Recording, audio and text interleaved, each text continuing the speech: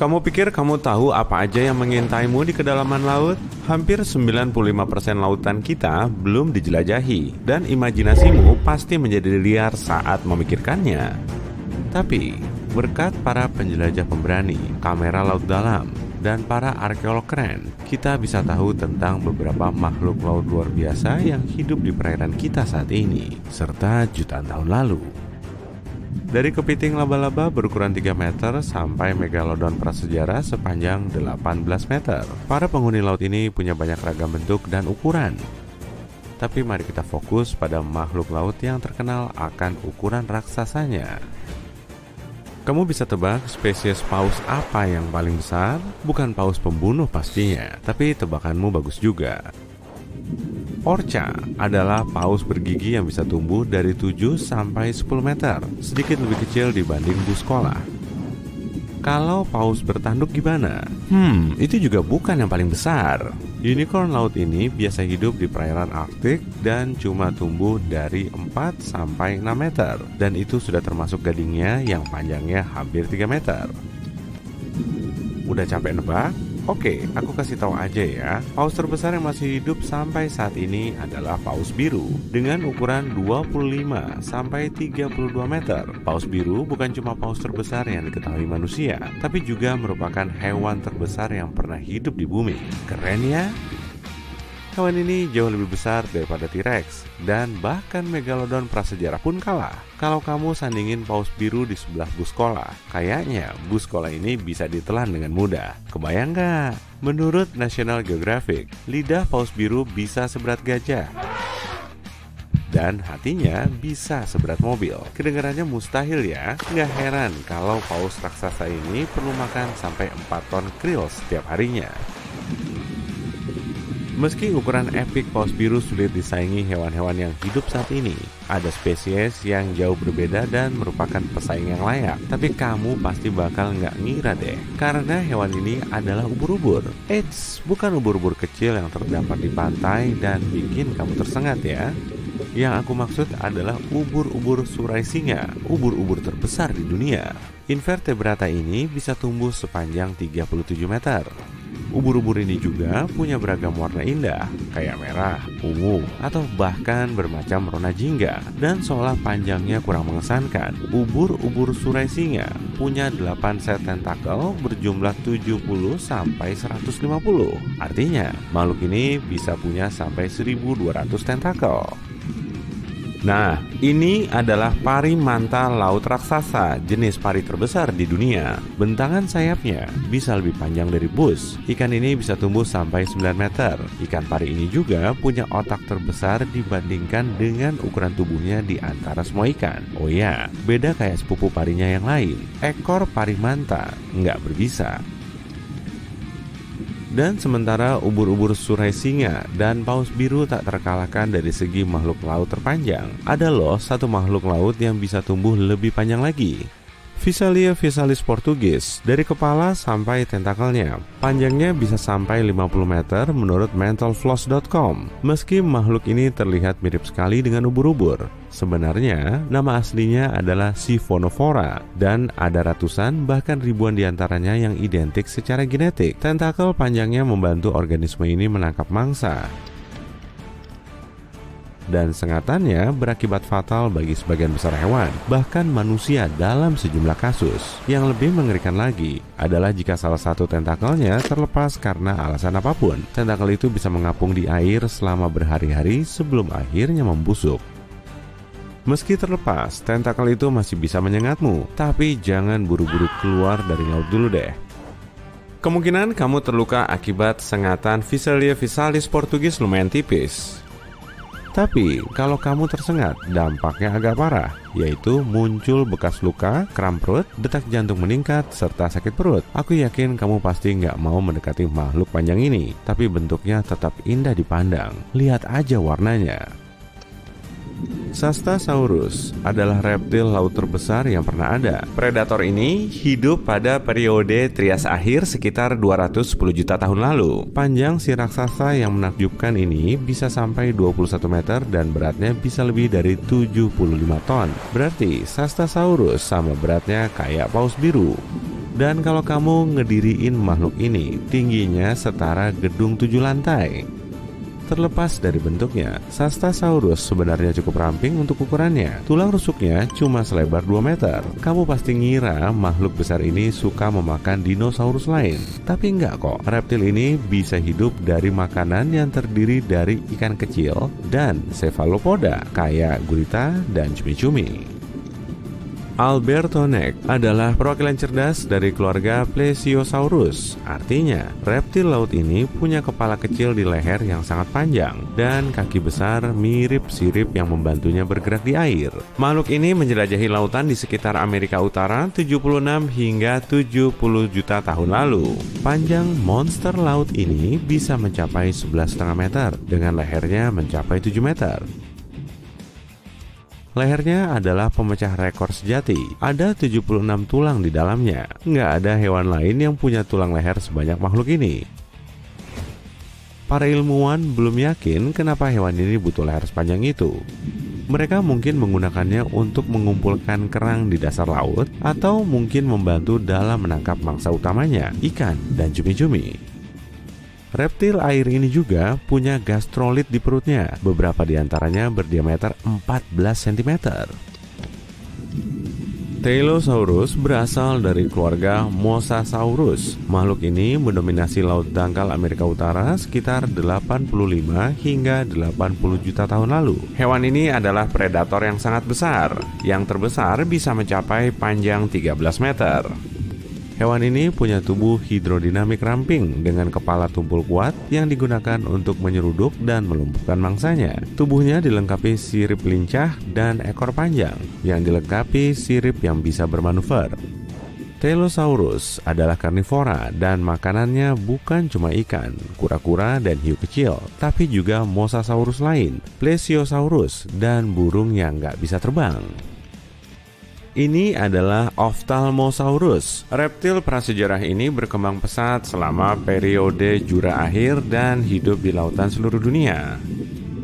Ophthalmosaurus punya berat sekitar 2.700 kg dan tumbuh sekitar 5 meter. Menurut newdinosaurs.com, panjangnya hampir sama dengan paus beluga yang ada saat ini. Sayangnya, hewan ini punah sebelum kita sempat melihatnya karena mata lebar kayak kartun dan fitur mirip lumba-lumbanya imut banget. Tentu saja, Ophthalmosaurus berevolusi dari waktu ke waktu menjadi ophthalmologis atau dokter mata yang kita kenal sekarang. Bercanda ya, buat hiburan aja. Mosasaurus adalah predator raksasa yang mendominasi lautan di seluruh dunia sekitar 66 juta tahun lalu. Menurut bukti fosil, beberapa spesimennya bisa lebih dari 15 meter. Fakta ini menjadikan Mosasaurus karnivora laut terbesar pada masanya. Salah satu hal yang paling menakutkan tentang makhluk ini adalah kepalanya yang mirip buaya, berhiaskan ratusan gigi tajam silet yang tersusun rapi dalam 2 baris di kedua rahangnya. Masalahnya, Mosasaurus agak kesulitan menangkap mangsanya di dalam air. Jadi, dia butuh semua gigi ini, ditambah sebuah senjata istimewa, gigi pterygoid yang menempel pada tulang di langit-langit mulutnya. Fitur ini membuatnya lebih mudah dalam berburu dan menangkap mangsanya. Styxosaurus berasal dari keluarga Plesiosaurus dan hidup pada periode Kapur akhir, sekitar 85 hingga 70 juta tahun lalu. Saat pertama kali melihat dinosaurus ini, kamu mungkin mengira hewan ini adalah ular laut, tapi kamu salah. Styxosaurus punya panjang sekitar 10 meter, tapi lebih dari 5 meternya terdiri dari leher panjangnya yang seperti ular. Dino ini punya tubuh yang relatif kecil dan beratnya sekitar 4 ton. Mulutnya dipenuhi gigi berbentuk kerucut tajam yang dipakai untuk menangkap ikan. Makhluk ini nggak perlu repot mengunyah mangsanya berkat 200 batu kecil yang disebut gastrolit di perutnya, yang mungkin dipakai untuk melancarkan pencernaan. Selain itu, beberapa ilmuwan meyakini Styxosaurus menggunakan bebatuan ini sebagai pemberat untuk masuk ke dasar laut guna mencari jenis ikan tertentu. Bentuknya mirip Nessie ya. Mau tos sama hewan laut? Oke, ulurin aja siripmu. Maksudku tanganmu ke ikan tangan merah Tasmania ini. Ikan ini nggak berenang kayak ikan, dia berjalan. Dia menggunakan tangannya yang mirip sirip untuk berjalan di dasar laut. Pejalan dasar laut ini sering diganggu perenang dan perahu. Beberapa orang bahkan ingin membawa mereka pulang untuk dijadikan peliharaan. Menurutku, sebaiknya kita jangan ganggu mereka dan lanjut berenang. Cumi-cumi vampir. Nama spesiesnya adalah Vampreoteuthis invernalis, yang artinya cumi-cumi vampir dari neraka. Widih, cumi-cumi vampir ini pasti bikin banyak orang takut karena namanya, warna merah gelapnya, duri-durinya di bagian bawah badan, dan fakta mengerikan bahwa mereka bisa memutar dirinya dari luar ke dalam. Cumi-cumi vampir suka memamerkan kemampuannya, tapi tidak lebih berbahaya dibanding anak kucing bagi manusia. Bisa dibilang mirip Dracula yang penampilannya nyermin, tapi nggak punya taring penghisap darah. Cumi-cumi vampir memakan partikel makanan dari tumbuhan dan hewan yang mengambang di dekat permukaan laut. Karena bukan predator, mereka butuh strategi pertahanan, dan penampilan mirip vampir mereka dirancang untuk mengusir makhluk besar yang ingin memakannya. Membalik diri dari dalam keluar merupakan mekanisme pertahanan karena area runcing di kulit bagian dalamnya lebih mengintimidasi. Mereka juga menyemburkan zat tidak berwarna, tapi penuh partikel bercahaya untuk mengalihkan perhatian predator. Vaquita, naik kapal di lepas pantai Meksiko, pasti kebayang serunya, mataharinya, air birunya, dan makhluk laut yang paling terancam punahnya. Bentar, Vaquita nggak berbahaya, tapi jangan mendekat untuk menyapa atau minta tanda tangan. Hewan ini sangat pemalu. Sapi kecil ini, itulah arti nama bahasa Spanyolnya, adalah mamalia laut kecil dengan tanda hitam di sekitar matanya. Menurutku, Vaquita lebih mirip panda laut. Kamu beruntung banget kalau bisa melihat Vaquita. Mereka sedang diambang kepunahan, sebagian besar karena tidak sengaja tertangkap di jaring ikan. Diperkirakan cuma ada 10 yang tersisa di alam liar. Naga biru, makhluk kecil ini mirip makhluk dari film fantasi anak-anak, namanya Glaucus biru. Biasa disebut sebagai naga biru atau malaikat biru. Mereka bisa ditemukan di banyak tempat, Samudra Atlantik, Pasifik, maupun Hindia. Mereka adalah sejenis moluska dan panjangnya cuma sekitar 3 cm. Yang kamu kira bagian punggungnya adalah perut cerahnya. Mereka sering mengapung dengan posisi terbalik agar warna birunya membantu berkamuflase dengan ombak. Naga biru bukan cuma cantik, tapi juga pintar. Makhluk ini memakan Portuguese Man o' War alias Physalia physalis. Naga biru menyimpan sel penyengat mangsa mereka untuk berjaga-jaga, mencuri mekanisme pertahanan mereka. Saat naga biru terancam, dia melepaskan sel penyengat yang disimpannya, mengarah ke musuh untuk menyengat mereka dengan kekuatan yang lebih besar daripada Portuguese Man o' War. Karena bisa menyimpan banyak sel penyengat, mereka bisa menjadi ancaman bagi manusia. Jadi, kalau kamu menemukan mereka, jangan diambil ya, cukup pandangi dari kejauhan saja. Ikan barrel eye. Kalau kamu ingin punya penglihatan sinar X Superman, menatap ikan barrel eye bisa membuatmu merasa punya kekuatan itu tanpa menyadarinya. Barrel eye punya kepala transparan, jadi kamu bisa melihat bagaimana mata dan otak mereka di dalam. Makhluk luar biasa ini hidup di laut dalam, yaitu bagian terendah lautan, tempat makhluk aneh berkeliaran dalam suhu hampir nol dan kegelapan konstan. Mereka terpapar tekanan air yang hampir 1000 kali lipatnya air permukaan. Kalau membayangkan laut dalam tidak membuatmu merinding, nanti aku akan memberitahu penghuni laut dalam lainnya. Ikan barrel eye ditemukan di Samudra Atlantik, Pasifik, dan Hindia. Kamu mungkin bertanya-tanya, kenapa ikan ini punya kepala transparan? Dan ini wajar, karena spesies ini ditemukan tahun 1939. Diyakini, mata ikan ini terpaku untuk melihat lurus ke depan dan tidak bisa bergerak. Jadi, mereka diduga punya penglihatan terowongan. Ilmuwan Bruce Robinson dan Kim Reisenbeckler dari Institut Penelitian Akuarium Monterey Bay baru-baru ini menemukan bahwa ikan tersebut bisa menggerakkan mata secara vertikal untuk melihat melalui bagian atas kepalanya yang tembus pandang, sehingga bisa tahu apakah ada pemangsa atau mangsa di dekatnya. Kepala transparannya juga memungkinkan cahaya masuk lebih banyak sehingga mereka bisa mendeteksi mangsa lebih baik. Ikan barrel eye memakan ubur-ubur dan spesies ikan kecil.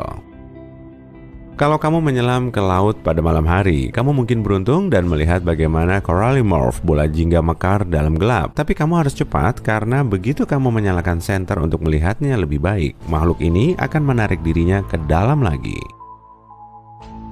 Megalodon, hiu paus bukanlah hiu terbesar yang dikenal manusia. Jika seluruh spesies hiu adalah sebuah kerajaan, Megalodon prasejarah akan menjadi penguasa lautnya. Megalodon menjelajahi lautan sejak lama. Sekitar 15,9 sampai 2,6 juta tahun lalu, antara era Miosen awal dan Pliosen akhir. Meski sudah lama punah, orang-orang masih penasaran mempelajari tentang hewan laut raksasa ini. Megalodon bisa mencapai panjang 14 hingga 18 meter dengan rahang yang lebarnya lebih dari 1,8 meter. Sebuah fosil gigi Megalodon pernah diukur sebanyak 18 cm. Aku lega, Megalodon udah lama punah, tapi masih ada beberapa petualang di luar sana yang berharap bisa bertemu monster ini suatu hari nanti. Gurita Dumbo, makhluk imut atau menyeramkan ini bergantung caramu memandangnya. Punya nama resmi Grimpotetis. Biasanya dia lebih sering disebut Gurita Dumbo dari nama karakter Disney. Meski Dumbo, si gajah, bukan si gurita, diledek karena telinga besarnya, gurita imut kemungkinan nggak bakal diejek sama tetangga airnya. Mereka adalah gurita yang hidup di laut dalam, dan kita tahu betapa seramnya tempat itu. Tingginya cuma sekitar 20 cm dan menghabiskan hari mereka dengan mengambang di dasar laut untuk makan siput, cacing, dan makanan lain yang mereka temukan di sana atau dekat ventilasi laut. Spesies Gurita Dumbo ada sekitar 17 dan semuanya punya tinggi, warna, dan bagian tubuh berbeda. Kalau menurutmu hewan-hewan aneh tadi masih kurang, kamu pasti senang mengetahui bahwa laut dalam hampir tidak pernah dijelajahi manusia. Jadi jangan lengah, ada lebih banyak hewan menarik yang bisa ditemukan di laut dalam kelak. Malaikat laut. Selain namanya, bentuk makhluk laut ini juga lucu. Tapi makanan mereka bukan sinar matahari ataupun permen loli. Makanan favorit mereka adalah kupu-kupu laut dengan cara memasang perangkap lendir dan menunggu untuk menyergap. Udang anemon jongkok. Udang ini kecil, panjangnya cuma 1,3 cm. Dia juga dikenal sebagai udang penari karena tingkahnya yang unik. Saat gelisah, dia mengangkat bokongnya sampai atas kepala dan sedikit menari. Para penyelam juga bilang mereka suka melompat ke tangan manusia untuk membersihkannya. Kepiting kelapa. Dia mungkin terlihat sangat menyeramkan, terutama saat matahari terbenam. Kepiting kelapa dewasa punya panjang sekitar 90 cm. Makanan favorit mereka adalah kelapa, tapi juga bisa memburu kadal dan bahkan burung besar. Belut snipe yang ramping. Belut snipe yang ramping adalah makhluk ramping dan panjang yang masih menjadi misteri bagi para ilmuwan kelautan. Panjangnya 122 cm dan punya sekitar 750 tulang di tulang punggungnya. Jauh lebih banyak dibanding hewan lain di dunia. Pena laut. Panjang pena laut sekitar 2,2 meter dan punya banyak jenis, tapi kebanyakan diantaranya terlihat seperti pena atau pena bulu. Persamaannya bahkan lebih mencolok saat kamu tahu hewan ini punya tabung berisi air yang menambatkannya ke dasar laut. Cacing pipih karpet Persia. Makhluk ini memang mirip karpet, meski sangat kecil jika dibandingkan. Panjangnya cuma 10 cm, mampu menjadi jantan dan betina. Mereka tidak saling kawin dengan cacing pipih lainnya, melainkan melawan mereka untuk memperebutkan hak melahirkan keturunan. Siput laut lidah flamingo. Turis menyukai siput yang luar biasa ini karena warnanya yang indah. Mereka mengira ini cangkang, padahal warna cangkangnya kusam dan tersembunyi di bawah jaringan lunak warna-warni. Mereka memakan bagian karang yang lunak dan beracun, lalu menyimpan racunnya untuk melindungi diri. Kepiting Heikegani hidup di lepas pantai Jepang dan rangka luarnya mirip banget kayak wajah manusia. Lebih tepatnya sih kayak wajah samurai yang lagi ngamuk. Makanya hewan ini juga dijuluki sebagai kepiting samurai. Udang pembersih bergaris merah punya kebiasaan alami sebagai tukang nebeng. Udang ini akan ngegerakin antena panjangnya supaya ikan dan hewan laut lain segera turun lalu mendekatinya. Sebagai imbalannya, udang ini akan ngebersihin tubuh mereka dari bakteri dan plankton. Banyak orang sering mengira salp laut sebagai ubur-ubur, padahal mereka lebih berkerabat dekat dengan ubur-ubur Portugis. Masa hidup salp terbilang cepat, dari lahir sampai dewasanya cuma berlangsung selama kurang dari 48 jam. Kamu pasti tahu Kepulauan Galapagos yang legendaris itu kan? Di sana ada kura-kura raksasa, burung bobi kaki biru, kepiting Sally Lightfoot, dan ikan kelelawar bibir merah. Tapi kalau kamu menyelami perairannya, pasti kamu akan ngeliat hewan yang satu ini. Ternyata di situ ada banyak iguana. Reptil laut bertubuh bongsor ini memakan ganggang yang tumbuh di bebatuan bawah air. Jadi mereka termasuk pemakan tumbuhan. Ikan-ikan di situ pasti lega banget ya, nggak bakal jadi santapannya. Iguana punya ekor pipi memanjang untuk membantu mereka berenang. Sedangkan cakar tajamnya bisa memperkuat cengkramannya di atas batu untuk berjemur. Coba deh perhatiin baik-baik. Ternyata iguana sering banget bersin. Penyebabnya bukan karena pilek sih, tapi agar mereka bisa nyemburin garam. Iguana punya kelenjar khusus yang membuat hidungnya selalu ditempeli garam. Jadi mereka perlu ngebuang garam ini dengan bersin. Pasti hidungnya perih banget tuh. Tapi menariknya semua iguana di situ bisa berenang bareng kita. Kepulauan Galapagos sangat terisolir, jadi semua hewan di situ nggak takut sama kita. Ikan juga bisa terbang loh. Dengan siripnya yang mirip sayap, ikan terbang bisa melayang sampai 182 meter atau hampir sejauh 2 kali panjang lapangan sepak bola. Mereka perlu terbang untuk kabur dari predator. Udang tengkorak pasti akan kelihatan nyeremin kalau ukurannya gede. Tubuhnya mirip banget kayak belalang ranting, tapi hampir seluruhnya transparan. Hewan ini lebih cocok jadi karakter di film horor daripada hidup beneran di lautan. Ikan sungut ganda menghuni lautan di kedalaman 975 meter. Penampilannya aneh banget kan? Giginya setajam silet, bentuk tubuhnya nggak biasa, dan tatapannya bikin merinding. Caranya nangkep mangsa juga bisa bikin kita benar-benar ciut. Di dahinya terdapat sungut mirip pancing dengan ujung menyala, supaya mereka bisa menarik mangsa. Dan setelah mangsanya mendekat, maka tinggal hop! Ikan sungut ganda langsung mencaplok si mangsa dengan rahang besarnya. Ikan ini juga bisa memangsa hewan lain yang lebih besar dari tubuhnya. Jadi, matanya itu nggak segede perutnya. Bintang laut bisa menutupi mangsa dengan perutnya, kemudian melahapnya di luar tubuh. Setelah semuanya beres, ia akan memasukkan perutnya lagi. Wah, ternyata bisa gitu ya. Kerabatnya, teripang, juga bisa melakukan trik yang sama. Tapi hewan ini ngelepas isi perutnya ke belakang untuk nakutin predator. Nggak apa-apa, bagian yang hilang ini bakal cepat numbuh lagi kok. Cumi-cumi kaketu atau cumi-cumi kaca termasuk genus cumi-cumi besar yang badannya bisa sangat jumbo. Tubuh mereka transparan dan organ dalamnya bisa menyala. Gurita berbulu kelihatan kayak punya bulu yang berantakan banget kan? Tapi itu sebetulnya kulit yang nempel ke segala arah. Dengan begini, hewan laut lain akan sulit mendeteksi posisinya. Lobster jongkok berbulu mendiami terumbu karang untuk ngumpet dari musuh di dalam ceruk. Kalau beruntung bisa ngelihat mereka, kamu akan tahu perbedaan mencolok antara bulunya yang keputihan dengan capit cerahnya yang berwarna pink dan ungu. Saat nginjek bulu babi, kamu pasti bakalan langsung tahu. Meskipun gak agresif, bulu babi punya sistem pertahanan diri yang mumpuni untuk ngelawan semua predator. Mereka punya duri berbisa dan gigitannya juga berbisa. Jadi si predator tinggal milih aja. Bulu babi hidup di semua laut di seluruh dunia, makanya kita nggak akan bisa menghindarinya. Kebanyakan dari mereka mendiami perairan dangkal dengan ngumpet di genangan berbatu dan terumbu karang. Orang yang nggak begitu waspada sering banget nginjek bulu babi. Durinya mengandung bisa dan bentuknya mirip jarum. Rasa nyut-nyutannya mirip kayak ketusuk jarum. Selain ngeluarin bisa ampuh, duri ini juga bisa nancep sampai cukup dalam. Terus, cara ngobatinnya gimana tuh? Cabut aja durinya dan basuh bekas lukanya dengan air asin. Penyu laut sering banget ngeluarin air mata. Bukan karena sedih sih, tapi untuk ngeluarin kelebihan garam di dalam tubuh melalui matanya. Tentakel ubur-ubur kotak bisa memanjang sampai 3 meter. Dan tiap tentakelnya punya 5.000 sel penyengat. Lumayan ampuh juga ya untuk ukuran hewan yang sebagian besarnya terdiri dari air. Bisanya juga cukup kuat untuk melumpuhkan semua mangsa. Dan pastinya sengatan ubur-ubur coklat ini bikin efek nyut-nyutan setengah mati.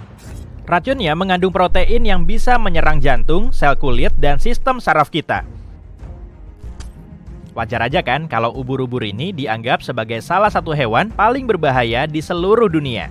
Nah, untuk mengobatinya, sebaiknya jangan gunakan tabir surya, soda, kopi, atau cara jadul lainnya. Semua itu nggak akan ngefek. Yang paling ampuh justru pakai air laut aja. Jangan-jangan para ubur-ubur udah nyikut hiu sebagai penguasa laut. Naga biru sebetulnya bukan naga beneran, tapi sejenis siput laut yang hidup di dekat permukaan air. Siput laut naga biru berenang dalam posisi telentang dan jungkir balik untuk nangkep mangsa. Kalau dilihat-lihat lagi, parasnya unyu juga ya. Saat benda asing seperti butiran pasir, parasit, atau sampah masuk ke cangkang kerang, dinding dalamnya akan mengalami iritasi. Karena mereka nggak bisa ngeludahin benda asing ini, kerang akan menutupinya dengan lapisan tipis yang terpisah dari tubuh. Lapisan ini terus terakumulasi sampai ngebentuk mutiara bulat. Orang di zaman dulu meyakini mutiara sebagai air mata putri duyung, tapi ternyata itu cuma serpihan benda asing yang estetik. Lumba-lumba punya sistem komunikasi mantul. Mereka bisa manggil lumba-lumba lain dengan julukan. Mungkin sambil bilang gini, "Jangan panggil aku lagi, Flipper." Orca adalah spesies lumba-lumba yang paling besar, dan hewan laut ini punya kebiasaan yang berbeda-beda. Dua orca dari kelompok sosial yang berbeda gak akan saling memahami bahasanya. Hewan yang diketahui punya keunikan ini hanyalah lumba-lumba. Jangan-jangan mereka juga punya Google Translate di dunia perlumba-lumbaan tuh. Udang berpita atau udang petinju emang punya nama yang pas banget. Jadi, udang ini punya pita berwarna di seluruh tubuhnya dan mereka selalu nunjukin pose mirip petinju yang siap nyerang. Brown line pepper bubble termasuk jenis siput laut yang bentuknya mirip gelembung kertas. Siput ini bisa bikin liang dadakan secepat kilat untuk ngumpet dari musuh. Ikan kepala ular memang kelihatan mirip ular, tapi fitur tubuhnya beda banget dari ular. Ikan ini bisa berjalan dengan siripnya. Dengan keunikannya ini, ikan kepala ular bisa melewati berbagai perairan untuk milih habitat kesukaannya. Di tengah perjalanan, ikan kepala ular pasti bakal ngerasa lapar. Jadi mereka sering makan burung dan hewan pengerat kecil. Setelah tubuhnya cukup besar, ikan ini akan memangsa hewan yang lebih besar. Waduh, pasti bakal aneh banget kan saat kamu lagi asik jalan santuy di tengah hutan, tiba-tiba malah ada ikan yang lagi ngejar-ngejar kelinci. Kura-kura aligator nangkep mangsanya dengan memancing. Lidahnya kelihatan mirip cacing, jadi mereka akan nunggu si mangsa dengan mulut terbuka lebar di dasar sungai, danau, atau kolam. Saat ada ikan yang mau makan umpan itu, tiba-tiba, hap! Rahangnya langsung nutup dan si kura-kura aligator bisa menikmati hasil buruannya. Ubur-ubur kembang api biasanya nggak akan kelihatan di kedalaman laut gelap, tapi saat terkena cahaya, mereka akan memantulkannya dan ngeluarin cahaya cantik. Ikan burung layang-layang hitam memang kecil, tapi jangan salah dulu, mereka bisa gampang melahap anjing. Hewan ini bisa ngebuka mulutnya lebar-lebar untuk melahap mangsanya yang 2 kali lebih besar. Ikan macan Afrika akan makan apapun yang ada di depannya. Dengan ukuran tubuh dan gigi gaharnya, ikan macan Afrika bisa nemu banyak makanan. Sebagian besar ikan ini juga makan ikan lain, tapi saat buruannya mulai langka, mereka bisa melompat keluar dari air untuk nangkep serangga atau burung kecil. Ikan ini jelas nggak bisa memangsa kita, tapi kita harus tetap waspada karena mereka masih bisa menggigit lengan dan kaki kita. Otak manusia bisa dipakai untuk mengontrol gerakan kaki dan tangan. Tapi pada gurita, tiap lengannya mengandalkan otak khusus yang dikendalikan oleh otak pusat yang lebih besar. Jadi kurang lebih mirip kayak konduktor orkestra. Otak pusat mengirim sinyal pada level yang lebih tinggi sambil ngasih instruksi. Geser ke kiri dong, ada kepiting yang lagi ngumpet tuh. Atau bisa juga dengan ngasih instruksi ini. Pegang kaki manusia ini dong, biar dia ngerasa geli. Mau secerdas apapun lengannya, gurita masih harus selalu mengawasinya. 450 juta tahun lalu. Iya, aku belum lahir waktu itu. Permukaan laut bumi lebih tinggi, terumbu karang baru mulai terbentuk. Iklim planet kita stabil dan hangat, dan bahkan dinosaurus belum ada. Waktu ketika ikan bertulang dan berahang yang kita tahu sebagai hiu muncul.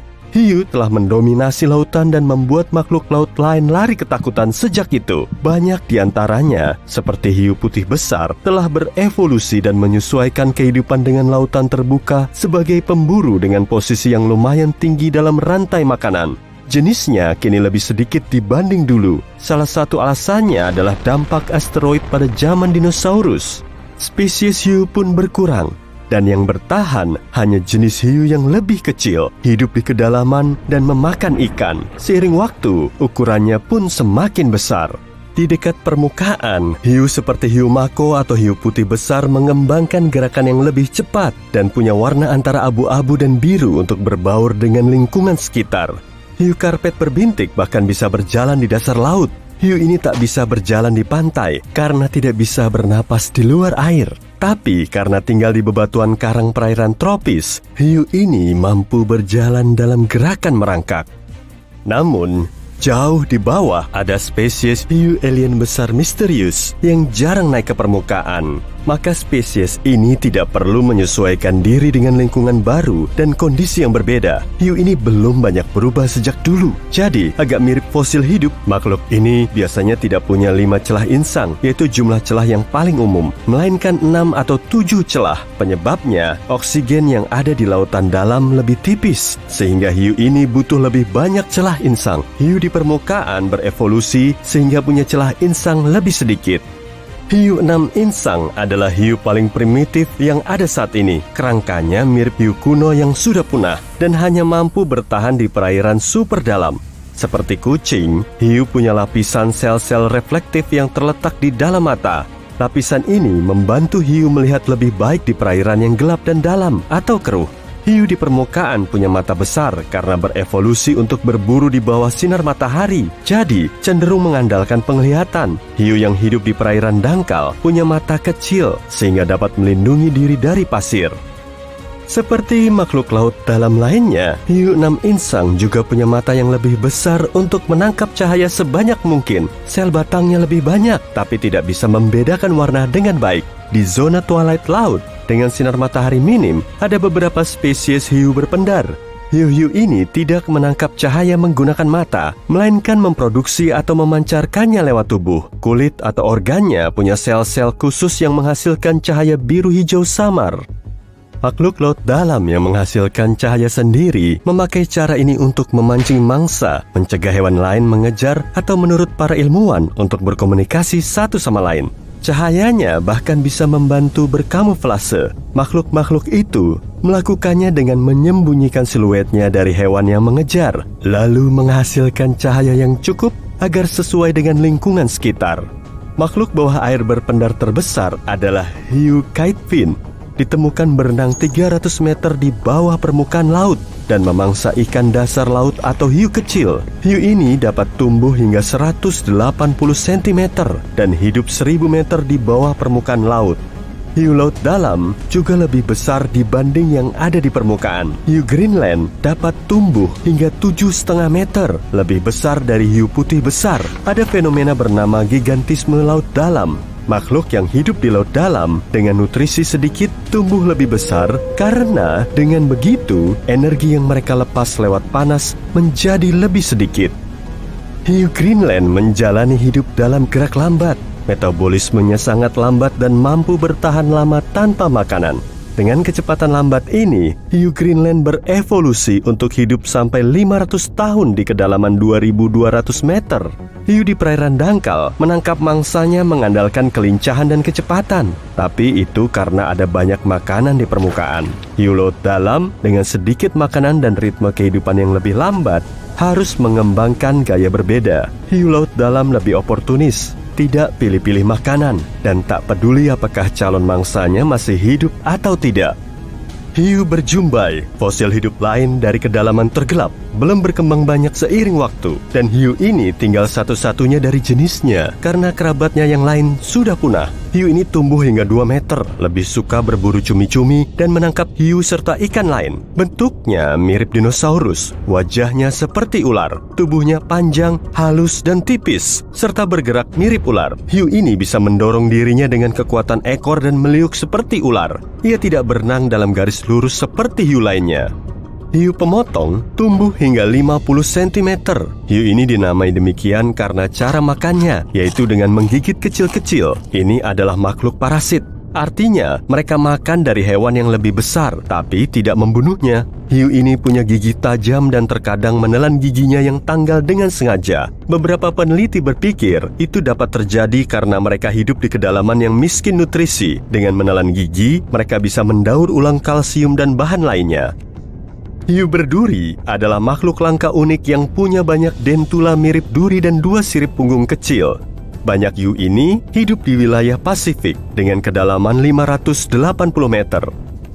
Hiu hantu bahkan tidak termasuk hiu, melainkan ikan yang berkerabat dekat dengan hiu dan ikan pari. Hiu hantu punya sirip dada dan panggul besar, 2 sirip punggung, mata yang lumayan besar, dan tidak seperti sepupunya, hiu ini punya 1 bukaan insang eksternal. Hiu hantu punya ekor ramping dan dapat tumbuh hingga 2 meter, warnanya perak hingga kehitaman. Hiu ini biasanya hidup di sungai dan perairan pantai, tapi juga di lautan dengan kedalaman 2.500 meter atau bahkan lebih. Hiu hantu adalah perenang yang cukup lemah, jadi cenderung memakan invertebrata dan ikan kecil. Hiu goblin berenang di laut dalam. Hiu menyeramkan dengan tubuh gemuk ini tiba-tiba melihat cumi-cumi kecil yang lewat. Ia mengejarnya, tapi si calon camilan melihatnya dan dengan cepat menjauh. Sepertinya rencana si cumi hampir berhasil, tapi tiba-tiba si hiu mendorong rahang mulutnya dan menangkap si cumi-cumi malang dalam sekejap. Setelah mendapatkan mangsanya, si hiu hanya tinggal mengembalikan rahangnya ke mulut dan pergi seolah tidak ada yang terjadi. Ini dapat terjadi karena hiu goblin punya rahang yang terhubung ke lipatan kulit sepanjang 7,5 cm, sehingga dapat mencuat dari moncongnya. Hiu goblin dapat tumbuh sepanjang 3,5 meter dengan berat mencapai 210 kg. Menurut para ilmuwan, hiu goblin paling aktif di pagi dan sore hari. Hiu ini punya moncong panjang dan organ sensor spesifik yang digunakan untuk merasakan medan listrik di kedalaman samudera yang gelap. Hiu 7 insang adalah hiu sapi besar, coklat keabu-abuan di bagian atas, putih di bagian bawah, berbintik-bintik hitam dan putih, dengan tubuh gemuk, sirip punggung kecil, dan moncong tumpul yang lebar. Hiu ini bisa tumbuh hingga 3 meter dan lebih sering hidup di kedalaman 570 meter, tapi kamu juga bisa menemukannya di selat dalam. Hiu ini bisa agresif terhadap manusia jika merasa terancam. Jadi jangan diancam ya. Seperti kebanyakan makhluk laut dalam, hiu ini adalah pemburu oportunis yang tidak pilih-pilih makanan, tapi lebih suka mengejar lumba-lumba, anjing laut, beluga, dan hewan laut lainnya. Hiu bermulut besar lebih sering hidup di kedalaman 4.600 meter dan menghabiskan sebagian besar waktunya dalam gelap. Kayak aku. Para ilmuwan menemukannya pada tahun 1976 karena hiu itu mendekati permukaan pada malam hari untuk makan zooplankton. Hanya saat itulah si hiu ini pergi ke sana. Pada siang hari, hiu ini kembali ke kedalaman yang tenang, gelap, dan misterius. Hiu ini adalah hewan penyaring, artinya ia terus membuka mulut lebar-lebar saat berenang untuk menyaring plankton favoritnya. Ada organ yang menghasilkan cahaya di dalam mulut hiu ini yang menarik calon mangsa, seperti Crustacea pelagis. Hiu-hiu ini hidup di bagian dalam lautan, tapi jarang ada yang tinggal di kedalaman 3 km. Para ilmuwan berpikir, ikan bertulang sejatilah yang lebih kuat mengungguli para hiu. Bagian dalam lautan tersentuh oksigen sekitar 70 juta tahun lalu, dan hiu sudah ada lebih lama. Tapi ikan bertulang sejati menyesuaikan diri dan mengadaptasi beragam cara efisien untuk menggunakan oksigen, sementara hiu lambat beradaptasi dan kalah. Selain itu, kedalaman samudera jauh lebih dingin, sehingga sulit ditinggali ikan dan hewan berdarah dingin lainnya. Karena kecepatan metabolisme hewan-hewan itu sangat bergantung pada suhu dari luar. Malam hari, badai dahsyat datang. Kamu tinggal di kota dekat pantai dan melihat laut yang mengamuk dari jendelamu. Petir menyambar langit, ombak besar menerpa pantai, dan hujan mengubah pasirnya menjadi tanah liat basah. Besok pagi pasti ada banyak ikan terdampar di darat, pikirmu, lalu lanjut tidur. Tiba-tiba, suara aneh membangunkanmu. Kamu mendengar ratusan ribu pasang tangan bertepuk di dekat jendelamu. Kamu keluar dan melihat kerumunan besar orang berdiri di pinggir laut. Suara tepuk tangan itu makin keras, dan ternyata asalnya dari ribuan ikan yang terdampar ke darat. Ikan-ikan itu sudah di sana selama berjam-jam, tapi masih hidup. Semua mengepakkan tubuhnya yang licin ke pasir. Kamu melihat ikan mas, kakap, sarden, dan bahkan beberapa hiu putih besar. Mereka bersemangat sekali sambil mengatup-ngatupkan rahang bergigi besarnya. Entah bagaimana, semua ikan kini bisa menghirup udara seperti manusia. Kamu membantu mengembalikan ikan-ikan ini ke air. Kamu pun melihat mereka berenang ke kedalaman laut. Tapi beberapa justru muncul dan berenang ke permukaan untuk menikmati udara segar. Kamu sudah membantu hampir semua ikan, kecuali hiu. Derek penyelamat pun tiba dan mengangkat semua hiu satu persatu dari ekornya, lalu mengangkut ikan-ikan itu ke laut dan melepasnya. Dari berita, kamu tahu bahwa ikan penghirup udara bukan cuma terdampar di kotamu. Orang-orang menemukan ikan-ikan itu di pantai seluruh dunia. Para ilmuwan dan peneliti kelautan telah menggelar ekspedisi laut untuk mempelajari fenomena unik ini. Sore harinya, mereka mengumumkan hasil penelitian ini. Kini, semua makhluk laut berinsang juga bisa bernapas lewat paru-paru yang baru berkembang. Mereka bisa bertahan di darat selama yang mereka mau. Mereka cuma perlu minum air, sama seperti makhluk hidup lain. Ikan menghirup air dan meneruskannya ke insang. Insang punya reseptor khusus yang menarik udara dari air dan mengirimkannya ke aliran darah. Dengan begini, tubuh mereka menerima asupan oksigen yang dibutuhkan untuk hidup. Setelah itu, karbon dioksida terbentuk. Karbon dioksida memasuki darah ikan, lalu melewati insang dan dilepaskan kembali ke air. Kemampuan bernapas lewat insang tetap tidak berubah. Anatomi makhluk-makhluk ini saja yang berubah. Mereka punya paru-paru dan saluran pernapasan. Saat ikan ada di air, saluran ini tertutup dan menghalangi akses ke paru-parunya. Dengan begini, air tidak masuk ke sana. Tapi saat ada di permukaan, ikan menutup insangnya dan membuka akses ke paru-parunya lewat mulut. Metamorfosis yang luar biasa ini belum membawa perubahan signifikan kepada dunia. Ingat ya, belum. Lumba-lumba dan paus juga punya paru-paru. Udara masuk lewat lubang hidung mereka yang terletak di atas kepala. Lubang ini disebut lubang sembur atau blowhole. Lumba-lumba naik ke permukaan, mengisi paru-parunya dengan udara dan kembali lagi ke dalam air selama beberapa menit. Sekarang bukan cuma lumba-lumba, tapi semua makhluk laut juga berenang di dekat permukaan. Kamu naik kapal untuk melakukan perjalanan laut dan menyaksikan fenomena yang mengejutkan ini dengan mata kepalamu sendiri. Makin jauh dari pantai, makin banyak ikan yang terlihat di air. Semuanya melompat tinggi dan menyelam lagi seperti lumba-lumba. Sepertinya mereka senang punya kemampuan baru ini. Jumlahnya banyak sekali. Puluhan ikan melompat ke kapalmu. Kamu pun melemparnya kembali ke laut. Kamu melihat sirip besar dan mematikan mesin kapalmu. Seekor hiu berenang beberapa ratus meter darimu. Ukurannya sebesar kapalmu. Untungnya, dia sibuk dengan ikan lain yang takkan memburumu. Kamu pun berbalik dan kembali ke pantai. Senja tiba. Lampu kota mulai menyala. Laut dipenuhi ubur-ubur dan fitoplankton yang bersinar. Karena makhluk-makhluk ini, air lautnya berkilau ungu biru. Kamu terpesona oleh pemandangan ini dan menyadari lampu-lampu di kota tiba-tiba mati. Kamu mendengar orang-orang menjerit. Makin dekat pantai, makin keras jeritannya, dan ada suara seperti sesuatu yang dihancurkan. Akhirnya, kamu sampai di dermaga, turun dari kapal dan melihatnya. Ternyata, tanggul pantai sudah hancur. Banyak kapal terbalik, lampu jalan rusak, dan kabel listrik putus. Kamu melihat jejak lendir transparan panjang dari dermaga ke kota. Kamu terpeleset lendir ini beberapa kali. Jalanan kosong, mobil-mobil ditinggalkan, jendela rumah pecah. Ada sampah di mana-mana. Dan jalanan juga ditutupi lendir. Kamu mendengar suara keras datang dari gang gelap. Suara itu mendekatimu. Gurita kecil muncul di jalan. Dia bergerak mirip laba-laba. Dengan bantuan tentakelnya, makhluk itu naik ke mobil, melompat ke dinding dan merangkak naik. Setelah itu, gurita lain keluar. Yang lain pun mengikuti. Ada juga yang datang mendekatimu. Kamu pun melangkah mundur. Makin banyak cumi-cumi dan gurita muncul dari gang gelap tadi. Sebagiannya seukuran mobil. Kamu melihat sepeda tergeletak di jalan dan langsung menaikinya. Kamu mengayuh di sepanjang jalanan yang sepi dengan gerombolan gurita menggeliat di belakangmu. Jalanan di bawah roda sepedamu mulai bergetar. Kamu mendengar raungan memekakan telinga dari monster yang tidak dikenal. Kamu melihat ke belakang dan langsung menyesal. Monster raksasa seukuran gedung 5 lantai dan mirip gurita menghancurkan dinding perumahan di sekitarnya dengan satu sapuan tentakel kolosalnya. Makhluk ini keluar dari sudut tergelap laut. Sejak mendapatkan sepasang paru-paru baru, dia ingin sekali menghirup udara yang segar dan bersih.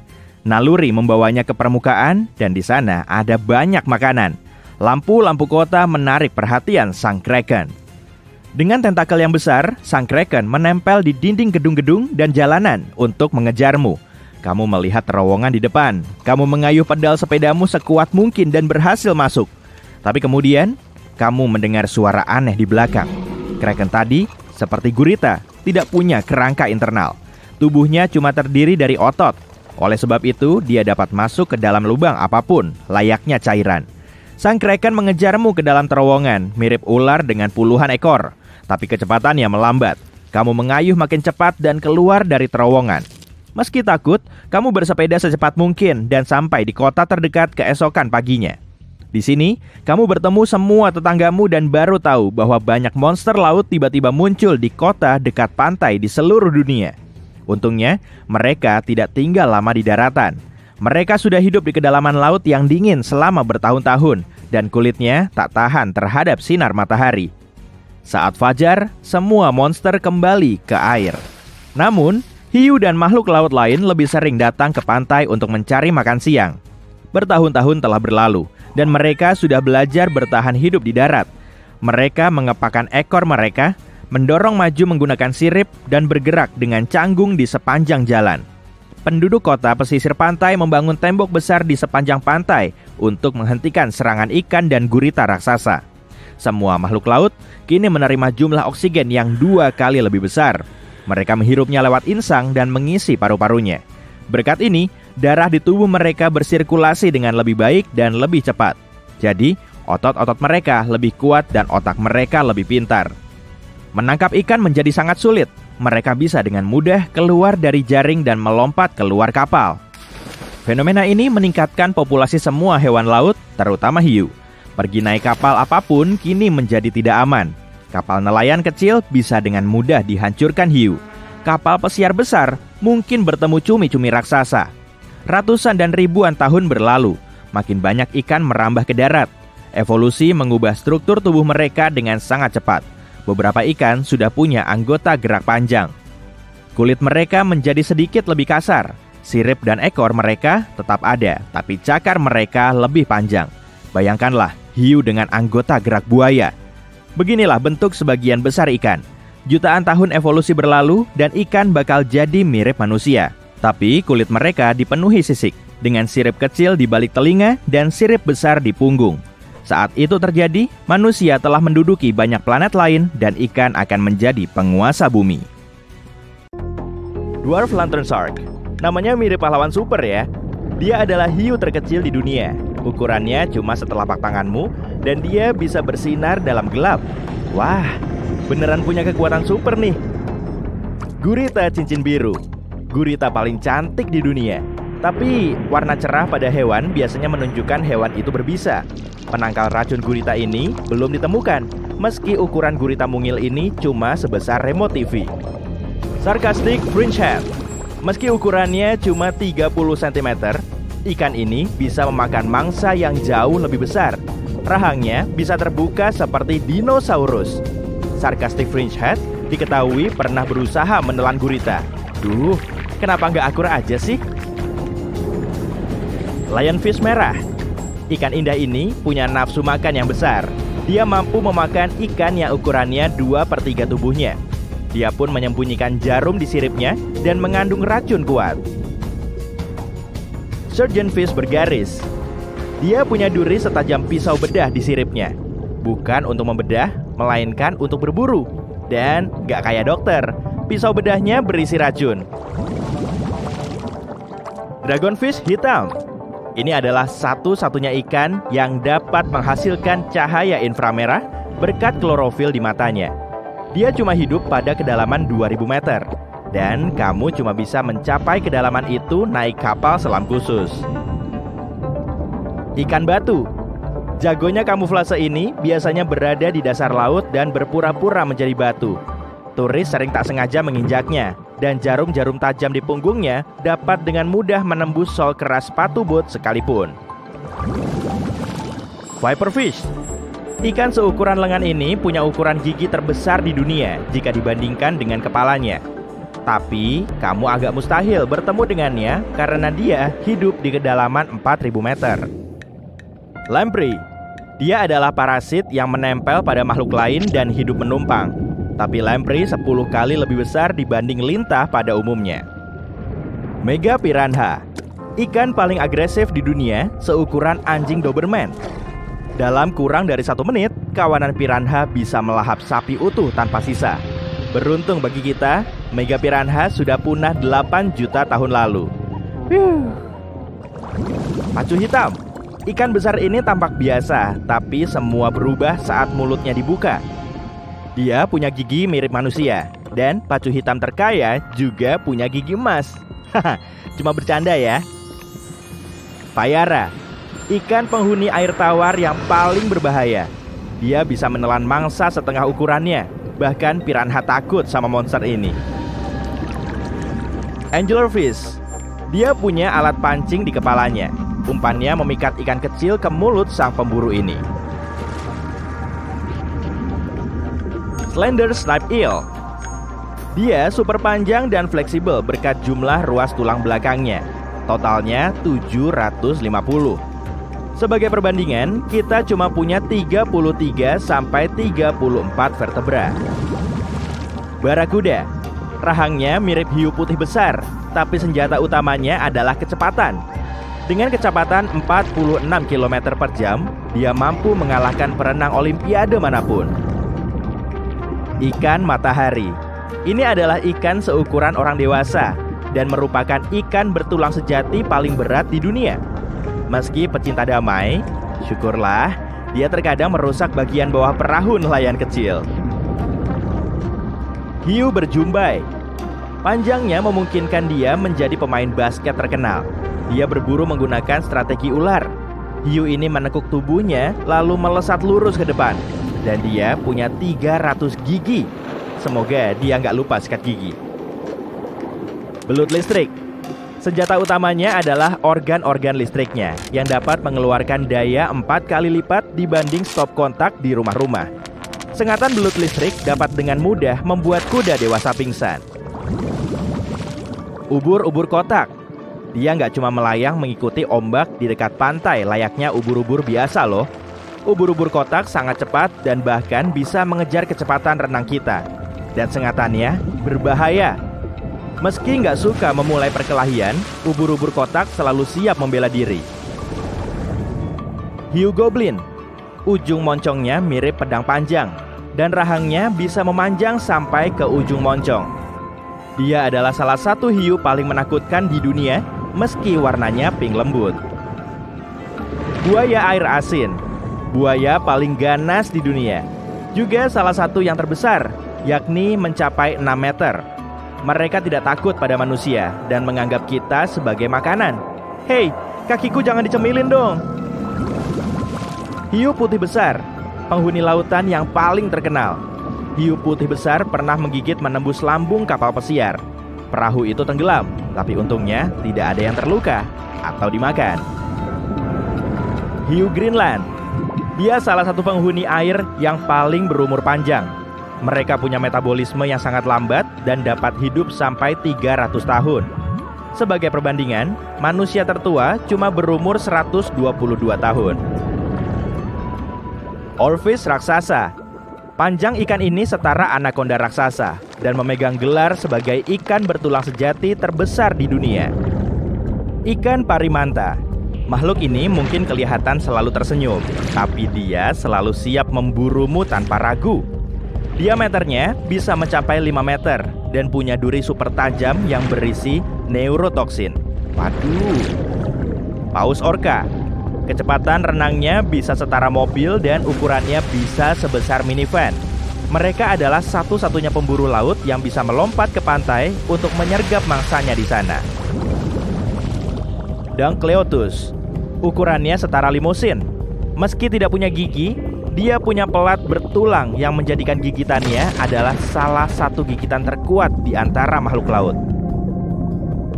Cameroceras, ini adalah kerang kuno raksasa, tapi 90% dari seluruh tubuhnya adalah cangkang kerucut. Dia berat sehingga tidak mampu bergerak cepat. Tapi Cameroceras lebih sering rebahan di dasar laut, menunggu ikan kecil berenang. Kronosaurus, dia mirip buaya, tapi beberapa kali lebih besar. Ada tulang dinosaurus di dalam sisa-sisa fosil salah satu Kronosaurus. Jadi, mereka nggak cuma berburu di laut, tapi juga di darat. Helicoprion, salah satu dari sedikit spesies yang bertahan dari tragedi kepunahan Trias. Semua berkat kecerdasan tinggi dan alat pertempurannya yang kuat, yakni rahang bundar berbentuk gergaji di mulutnya. Elasmosaurus. Bentuknya menyerupai jerapah, tapi 2 kali lebih besar. Dan mereka adalah penjelajah laut. Mereka menelan batu kecil untuk menggiling makanan. Ada 300 batu dari seluruh dunia yang ditemukan di sisa-sisa salah satunya. Cumi-cumi kolosal. Beratnya setara 2 beruang kutub dan panjangnya 5 kali manusia. Mereka super langka, tapi masih ada di perairan dingin planet kita. Paus bungkuk. Seperti paus biasa, mereka makan plankton dan ikan kecil dengan mulut mereka yang seperti jaring besar.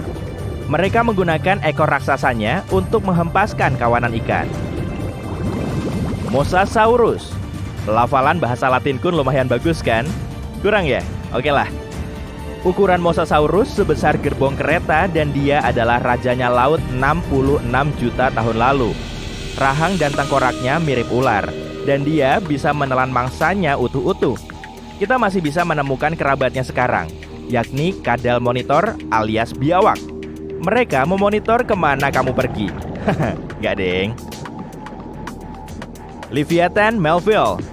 Dia punya gigi terbesar yang pernah diketahui, yaitu sebesar setengah tanganmu. Dan penampilan mereka menyerupai gabungan antara paus orca dan paus sperma. Litsiktis. Ukurannya lebih besar daripada bus sekolah, tapi dia bukan pemburu.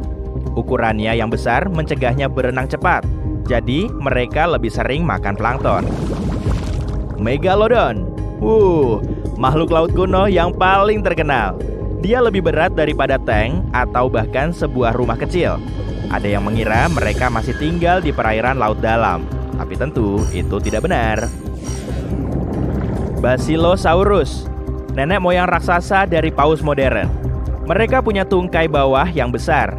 Mungkin karena dulunya mereka adalah makhluk darat, tapi dalam perjalanan evolusi, mereka secara bertahap pindah ke air. Cachalot. Agak mirip nama permen coklat ya. Ukurannya hampir selapangan basket. Berat otaknya mencapai 7 kg alias 7 kali lipat berat otak manusia. Pausei. Jadi ingat saya sapi, besok pesan ah. Paus ini adalah salah satu perenang terbaik dari semua paus. Pausei bisa melaju 50 km per jam dan menyelam lebih dalam dari ketinggian gedung Empire State. Sastasaurus. Meski sisa-sisa monster ini hanya berupa tulang, perhitungan mengatakan ukurannya setara lapangan tenis atau truk trailer. Paus biru. Mamalia terbesar yang ada di planet kita. Jantungnya saja seberat sepeda motor besar dan nadinya selebar panci besar. Mereka juga bisa bernyanyi loh. Ubur-ubur surai singa. Ubur-ubur terbesar di dunia. Dia punya tudung selebar 2 meter dan tentakel sepanjang gedung 10 lantai. Meski mereka tidak berbahaya sama sekali, manusia masih bisa tersangkut di tentakelnya seperti terperangkap jaring. Ubur-ubur Portugis. Meski kepalanya sangat kecil, sama seperti ubur-ubur biasa, panjang tentakelnya setengah lapangan sepak bola, dan mereka berbisa. Ubur-ubur ini melumpuhkan ikan dan apapun yang dia tangkap, bahkan manusia. Jadi, ingat, jauh-jauh ya. Halo, ayo naik. Silakan masuk ke kapal selam ini perlahan-lahan dan cari tempat duduk yang nyaman. Hari ini kita akan menyelam jauh ke bagian laut yang gelap untuk melihat pertarungan paling brutal, Sonisaurus dan Megalodon. Mari lihat bagaimana perbandingan Sony dan Meg dalam pertarungan kali ini. Ronde pertama, usia. Ini dia, Sony, sang reptil laut terbesar yang muncul entah dari mana. Reptil laut ini terlihat agak lelah karena baru berenang jauh sampai sini dari zaman Trias akhir, sekitar 215 juta tahun lalu. Saat itu dunia dikuasai dinosaurus serta sejumlah buaya. Oh, lihat, Mike juga sampai tepat waktu. Dia terlihat lebih bugar dan santai, mungkin karena dia jauh lebih muda daripada lawannya. Dia memulai dominansinya atas lautan bumi sekitar 20 juta tahun lalu.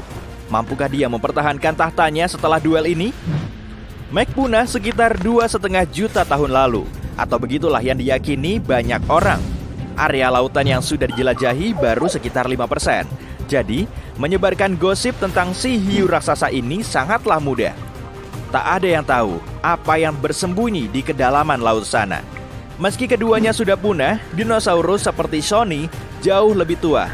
Usia Mac masih bayi jika dibandingkan dengannya. Maaf Mac, poin pertama jatuh ke tangan penantangmu yang lebih tua. Mungkin kamu bisa belajar dulu dari cerita pengalaman Sony selama ini. Ronde kedua, panjang. Aku nggak pernah bosan membahas Mac. Dia adalah hiu terbesar yang pernah hidup di bumi, dengan panjang sekitar 18 meter. Untuk mengetahui ukuran sebenarnya, kita masih belum punya fosil yang lengkap. Tapi para ilmuwan yang mempelajari hiu modern bisa memperkirakan panjangnya dari ukuran gigi Mac yang luar biasa. Sony agak lebih pendek, sekitar 15 meter. Dia agak mirip lumba-lumba yang lebih besar dan lebih gemuk. Lumba-lumba bisa tumbuh hingga 4 meter. Bahkan lumba-lumba terbesar, orca, terbilang mungil jika dibandingkan dengannya. Panjangnya cuma 10 meter. 1 poin dimenangkan Mac karena ukurannya lebih besar. Dan skor sementara 1-1. Ronde ketiga, gigi. Mac adalah salah satu ancaman terbesar di lautan dengan gigi yang mirip hiu putih modern. Menakutkan, simetris, berbentuk segitiga, super tajam, dan panjangnya mencapai 18 cm.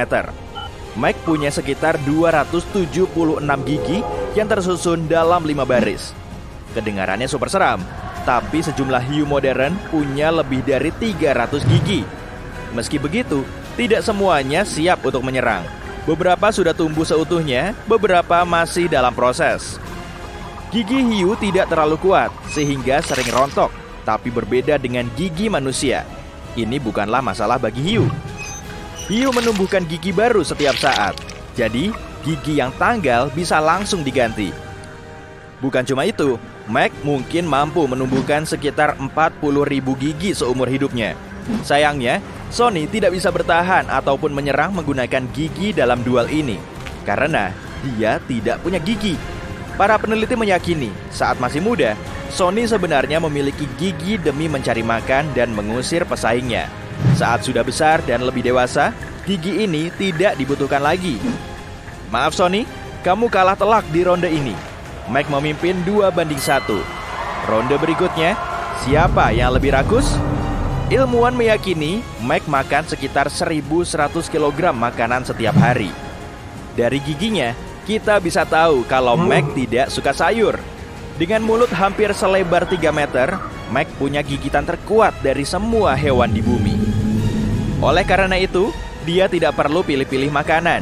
Dia bisa mengunyah hewan laut yang lebih besar seperti paus, penyu raksasa, anjing laut, atau mamalia laut lainnya yang sayangnya berenang terlalu dekat.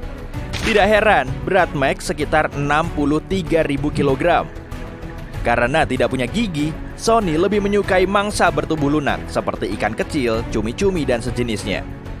Kita belum tahu persis berapa porsi makannya setiap hari, tapi dengan perkiraan berat sekitar 27.000 kg yang masih lebih berat dibanding 2 paus kepala kotak atau 3 gajah, berat ini cuma setara kacang tanah jika dibandingkan dengan Mac yang perkasa.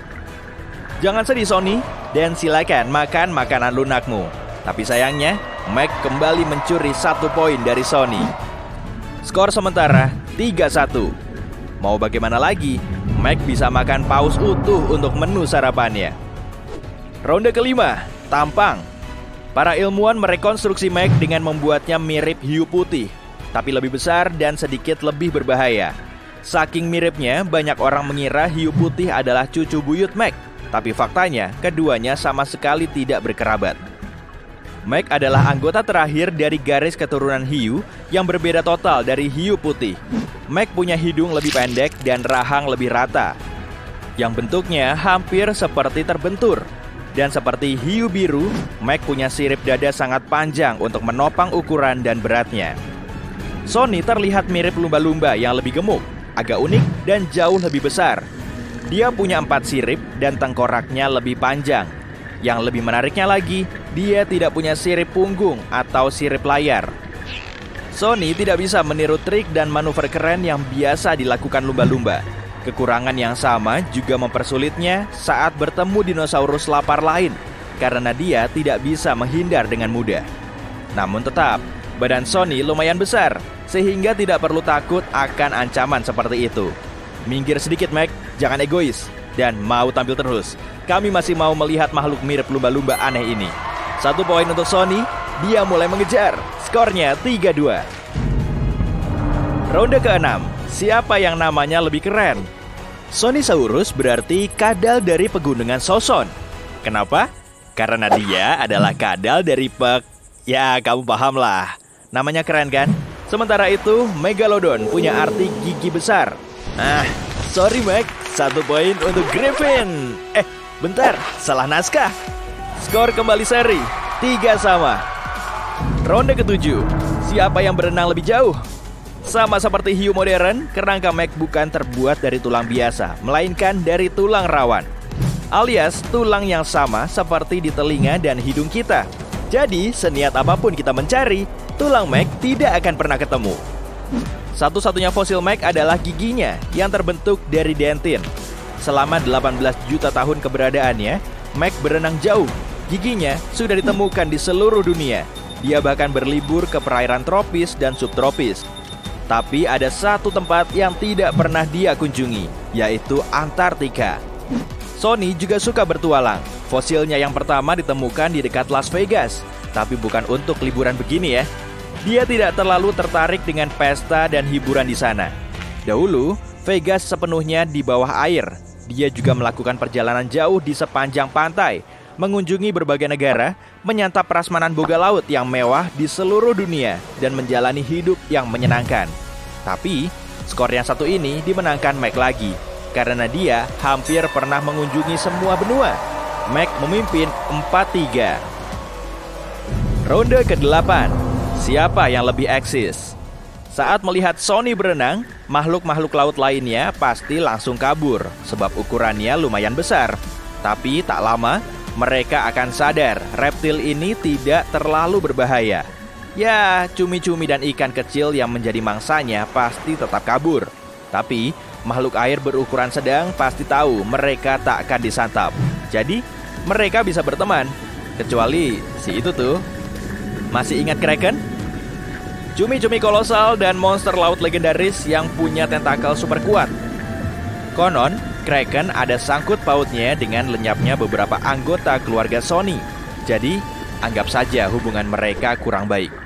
Sementara itu, Mac introvert dan penyendiri. Kalau datang ke pesta, dia cuma berdiri di pojokan dan menolak bicara dengan siapapun. Dan yang pasti, tidak banyak hewan laut yang mau mengajaknya berdansa. Mac adalah pilihan terakhir mereka. Mac yang berada di urutan teratas rantai makanan pasti kurang begitu eksis. Sony menyamakan kedudukan lewat ronde popularitas dan skornya menjadi 4-sama. Kalau begitu, kedua petarung kita bisa sama-sama... Tunggu, Mac sepertinya marah. Kamu bisa melihatnya menggertakkan gigi dan bersiap menyudahi pertarungan ini untuk selamanya. Sony tersenyum damai. Belum pernah ada hewan lain yang macam-macam dengannya. Jadi, dia pikir Mac tidak akan bertindak aneh-aneh. Selama kapal selam kita tidak terlalu dekat... Oke, tunggu. Sony berenang mendekati Mac. Apa dia akan membuka serangan? Ternyata bukan. Sony cuma mau bilang, Mac boleh memenangkan semuanya. Wah, tanpa perlu ribut-ribut, emosi Mac mereda. Sony, kamu pantas mendapatkan gelar petarung paling cinta damai. Oh, Mac tetap tidak mau Sony menang apa-apa. Yuk pasang sabuk pengamannya lagi, kita pergi. Semakin dalam kamu menyelam, semakin seram juga penghuninya. Kamu akan menyelam ke kedalaman laut yang paling gelap dan membuktikan kebenarannya. Apakah makhluk yang hidup di laut dalam memang seseram perkiraan kita? Kamu masuk ke kedalaman 40 meter di bawah air. Coba amati dasar laut di bawah sepatu katakmu itu. Ya ampun, kok serem ya? Apaan tuh yang ngumpet dalam pasir itu? Nah, sebutannya ikan Northern Stargazer. Ikan ini bisa ditemukan di bagian timur Amerika Serikat. Kebiasaannya mengubur diri dalam pasir sampai mangsa yang lengah bergerak mendekat. Lalu, hewan mengerikan ini akan menyetrum hewan malang tersebut, lalu memangsanya. Kamu menyelam lebih dalam. hingga 70 meter di bawah permukaan laut. Di situ, kamu melihat hewan besar warna-warni dan panjang maksimumnya 30 cm. Inilah ikan sarcastic fringhead. Ikan ini memang terlihat jinak. Tapi jangan coba-coba ganggu deh. Kalau sudah merasa terancam, hewan ini akan membuka mulut lebarnya untuk menghalau predator. Taktik pertahanan sangat menarik, mengejutkan, sekaligus menakutkan untuk disaksikan. Tapi ikan ini bukan ancaman bagi kita kok. Hewan laut berikutnya berhabitat di perairan dangkal, tapi kamu melihatnya di kedalaman 300 meter. Ya, wajar saja sih. Hewan ini disebut bintang ular Game of Thrones. Tidak seperti bintang laut yang merayap pelan-pelan di dasar laut. Bintang ular ini meliukkan lengan lenturnya yang panjang untuk berpindah tempat. Tubuhnya terlindungi oleh cangkang kalsium karbonat. Bintang ular ini merupakan hewan kecil yang bisa masuk ke dalam ceruk, retakan, dan celah batu karang dengan sangat mudah. Jauh lebih dalam, tepatnya di kedalaman 600 meter, ada cumi-cumi raksasa. Sudah dari zaman dahulu, hewan ini cuma dianggap sebagai mitos dan tidak ada di dunia nyata. Cumi-cumi raksasa pertama kali tertangkap kamera pada tahun 2001 dan memang ukurannya sesuai dengan namanya. Bola matanya seukuran bola sepak dan bobotnya sendiri mencapai 270 kg. Hampir 900 meter di bawah permukaan laut, kamu takut dengan hewan seram lainnya. Tubuhnya agak kemerahan dan kecil, panjang maksimumnya 30 cm. Saat kamu mendekatinya, ia terlihat jinak atau mungkin malah cuek. Inilah cumi-cumi vampir. Tubuhnya terlihat seperti payung bertentakel. Ia bahkan tidak mengeluarkan tinta. Sudah, menjauh saja. Sesaat kemudian, di kedalaman 1000 meter, kamu melihat hiu pemotong. Hewan ini termasuk parasit. Ia menempelkan diri pada ikan-ikan besar, lumba-lumba, dan kadang juga manusia. Lalu, dengan gigi bergeriginya yang tersusun rapi itu, si hiu akan mencungkil daging mangsanya menjadi potongan sebesar cookies. Hewan ganas yang berpendar ini cuma bisa tumbuh sampai 51 cm dan habitatnya ada di zona senja lautan. Di kedalaman 1000 meter, cahaya menjadi semakin minim. Hewan-hewan hidup di kedalaman ini harus berevolusi agar bisa bertahan hidup. Salah satunya ikan barrel eye dengan kepala transparan dan dua mata super sensitif berbentuk gentong. Nah, lihat, matanya mengarah ke atas sehingga bisa melihat calon mangsanya. Dan juga kamu, hampir 1200 meter di bawah permukaan laut, kamu melihat objek besar dan terkulai. Ikan bloobfish tidak punya rangka dan otot. Dagingnya yang seperti jelly membuatnya bisa bertahan hidup dalam tekanan air ekstrem. Meskipun tidak terlihat gesit, ikan bloobfish termasuk predator penyergap. Ikan ini biasanya berdiam di dasar laut sambil menunggu mangsanya yang lengah berenang mendekat. Saat menyelam lebih dalam, kamu melihat hewan gahar. Hiu goblin mendeteksi mangsa dengan moncongnya. Rahangnya menempel pada ligamen yang lentur. Saat ada hewan lain yang terlalu dekat, hiu ini menggerakkan mulutnya ke depan untuk menangkap si mangsa. Kalau mulutmu punya kemampuan ini, kamu akan bisa melibas makanan yang jaraknya 18 cm di depan mulutmu. Yuk, menyelam lebih dalam lagi. Di kedalaman 1500 meter, kamu melihat keluarga hiu lain. Hiu berjumbai, mirip dengan belut raksasa, tapi tepi insangnya dilapisi dengan jumbai merah. Dari sinilah namanya berasal. Mulutnya punya 25 baris gigi menghadap ke belakang dan setajam pisau cukur. Jumlah totalnya 300 buah.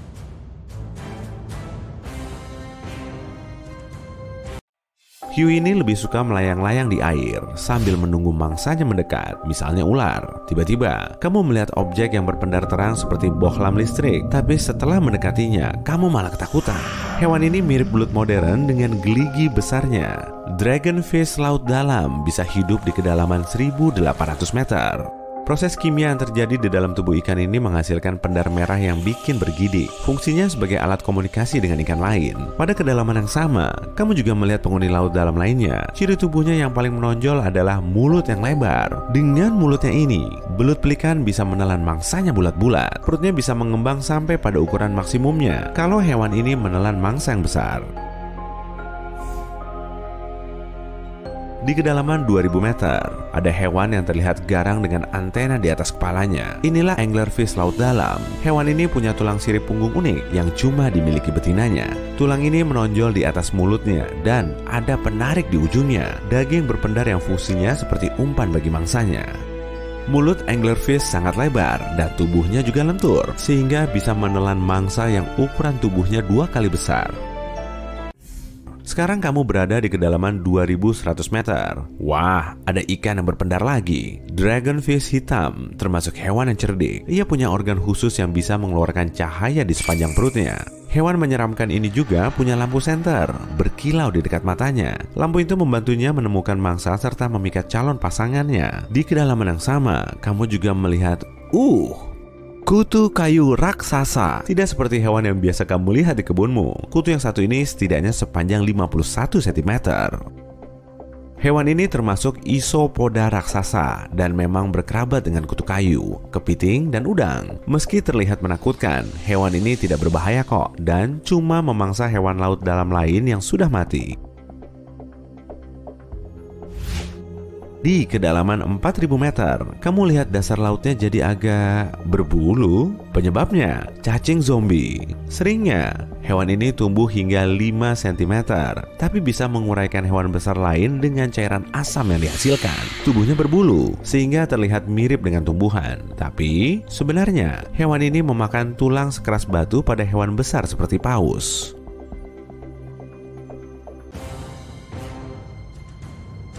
Tak lama kemudian, ikan great eye membuat jantungmu hampir copot. Hewan ini punya sepasang piringan oval besar berwarna kehijauan di atas kepalanya, tapi tidak punya mata. Para ahli meyakini, membran bertulang ini bisa mendeteksi cahaya yang berasal dari predator, yang memberinya sinyal untuk segera menyelamatkan diri. Saat berada di kedalaman 5 km, kamu melihat objek yang aneh di dasar laut. Wah, pasti ikan. Tapi kok berdiri tegak dengan 3 kakinya? Ah, ikan tripod rupanya. Tidak menakutkan sih, tapi terlihat unik. Hewan itu telah beradaptasi dengan lingkungan yang hampir gelap gulita dengan menghilangkan daya penglihatan. Ia harus mengandalkan getaran dan sentuhan untuk mendeteksi mangsa. Ikan ini juga memakai siripnya seperti tangan untuk memasukkan makanan ikan dalam mulut. Belum juga masuk ke lebih dalam, kamu sudah berpapasan dengan ikan tanpa wajah. Hewan yang beda dari biasanya ini tidak punya mata. Coba perhatikan mulutnya yang tersenyum seperti Mona Lisa itu. Letaknya ada di bawah tubuh. Ikan faceless curse. Ya, begitulah sebutannya. Pertama kali terlihat lebih dari seabad yang lalu. Kemudian, terlihat lagi pada tahun 2017. Saat mencapai kedalaman 10 km, kamu melihat teripang laut dalam. Hewan aneh ini jauh lebih besar dari kerabatnya yang tinggal di perairan dangkal. Teripang ini lebih banyak menghabiskan waktunya di dasar laut, tapi saat harus meloloskan diri dari predator, ia bisa berenang menjauh. Teripang laut dalam berwarna ungu cerah dan berkaki kecil. Tentakelnya terletak di sekitar mulut. Imut. Lalu pertanyaannya, kenapa sih penghuni laut dalam terlihat sangat mengerikan? Kehidupan di dasar laut sana jauh berbeda. Tekanan airnya sangat kuat, persediaan makanan mini, belum lagi selalu gelap. Hewan-hewan ini harus beradaptasi dengan kondisi ekstrem kalau mau tetap hidup. Langit memanas, lautan dunia berbusa, petir dan guntur mengguncang udara. Dua monster paling mengerikan dan kuat bertemu dalam sebuah duel. Inilah pertanda akhir dunia. Semua orang pasti histeris hanya dengan melihat kedua monster ini. Sang raksasa mengerikan, Cthulhu, dan cumi-cumi terbesar di dunia maju untuk menghadapinya. Monster yang tak kenal rasa takut karena dialah sumber ketakutan itu sendiri. Dalang dibalik tenggelamnya ribuan kapal, sang Kraken yang perkasa dan mengerikan. Pertarungan paling epik dalam sejarah alam semesta dimulai. Kamu tengah berlayar naik perahu nelayan di lautan yang tenang. Airnya jernih dan tak ada angin bertiup. Laut pun menyatu dengan cakrawala. Sejauh mata memandang, tak ada daratan yang terlihat dan kamu merasa bebas. Kamu melihat ke sisi perahu dan melihat bayangan aneh di dalam air. Kamu mengambang di tengah titik hitam besar dengan area hijau luas di sekitarnya. Apa ini? Minyak tumpah yang menodai kebiruan air laut? Tapi kenapa bentuknya bulat sempurna? Tiba-tiba, kamu menyadari apa yang ada di bawahmu dan aliran darahmu seketika membeku. Lingkaran hitam ini adalah pupil di tengah mata hijau besar. Makhluk yang menatapmu dari dalam air ini sangatlah besar, sehingga kapalmu tampak seperti bercak kecil di atasnya. Ini adalah sang Kraken. Tapi jangan khawatir, monster ini tidak tertarik pada mangsa kecil sepertimu. Kraken sudah menenggelamkan kapal selama berabad-abad tanpa pernah menghadapi perlawanan berarti. Ada ribuan bangkai perahu tergeletak di dasar laut. Tapi apa artinya? Kraken merindukan tantangan besar, tapi tak kunjung menemukannya. Mamalia terbesar di bumi adalah paus biru, yang bagi Kraken hanya setara ikan mas peliharaan. Bahkan Megalodon bisa dengan mudah dikalahkan sang monster bertentakel dalam pertempuran. Bagaimana dengan monster tangguh di dasar Palung Mariana? Sayangnya, tekanan di sana terlalu tinggi dan cuma sedikit makhluk hidup yang tinggal di sana. Tapi kini, Kraken dapat ide. Dia pergi ke tempat paling terpencil di bumi, tempat yang jarang dikunjungi dan kurang terjamah. Tempat ini bernama Point Nemo. Di sini, jauh di bawah permukaan laut, terdapat kota kuno, Relaya, yang dibangun jauh sebelum kemunculan manusia. Dan di tengah reruntuhan kota mati ini, Cthulhu, raksasa nan kuat, sedang terlelap. Makhluk kuno setengah dewa ini beristirahat di sana selama ratusan ribu tahun. Selama ini, Cthulhu menantikan gilirannya menghadirkan malapetaka ke muka bumi. Dia tengah tertidur, tapi meski terlelap, Cthulhu masih berkomunikasi dengan para pemujanya yang setia. Dia menggunakan telepati untuk masuk ke dalam pikiran mereka dan membuat mereka melakukan hal-hal mengerikan. Namun, tiba-tiba, tidur Cthulhu terganggu. Siapa yang berani membangunkannya dengan kasar seperti ini? Cthulhu membuka mata merahnya yang ditumbuhi rumput laut dan melihat cumi-cumi besar di depannya. Sang Kraken akhirnya menemukan lawan yang setara. Dia segera menerkam Cthulhu dan melingkari tentakelnya di sekitar kepala monster itu. Pertarungan pun dimulai. Cthulhu dengan keras mendorong dari dasar laut dan bergegas ke permukaan, menyeret Kraken bersamanya. Dua monster raksasa yang lebih besar dari gedung pencakar langit tertinggi muncul dari air. Laut mengamuk dan awan berkumpul di atas medan perang. Diselimuti amarah, Cthulhu menyerang sang Kraken. Tapi sepertinya Kraken sama sekali tidak terluka. Kilat menyambar di tengah awan hitam yang bergolak. Cthulhu mencoba mengoyak Kraken menjadi dua, tapi tentakel sang cumi-cumi dengan kuat melilit sang monster hijau. Sementara itu, kamu sedang dalam perjalanan ke Point Nemo untuk menyaksikan pertarungan ini. Kamu perlu berlayar dari pantai Chili, dan saat ini, gerak-gerik aneh juga terjadi di sana, naik ke atas puluhan kapal. Ada kapal penangkap ikan biasa, serta kapal angkatan laut bersenjata berat lengkap. Dan saat kamu bertanya kemana mereka hendak pergi, semua orang hanya memberimu tatapan gelap dan menjawab, memasuki keabadian. Kraken menguasai pertarungan, dan Cthulhu memanggil para pemujanya untuk membantu. Dia memanggil semua kapal tadi untuk mengalahkan sang musuh, tapi butuh 2 hari sebelum bala bantuan pertama tiba ke medan perang. Cthulhu akhirnya mengoyak sang Kraken dan melemparnya ke air. Cumi-cumi itu menyerang lagi, tapi Cthulhu menggenggam tentakelnya dan mengangkatnya sampai ke atas kepala. Petir menyambar sang Kraken, tapi itu tidak lebih dari percikan kecil bagi sang monster raksasa. Di saat yang sama, para pelaut yang terpana berdiri di geladak sambil melihat ke arah medan perang. Malam harinya, mereka tertidur dan melihat mimpi yang sama tentang kota kuno Relaya. Di tengahnya, ada kapel yang janggal, dan di dalamnya, sang Cthulhu duduk di singgasananya memanggil semua pemujanya.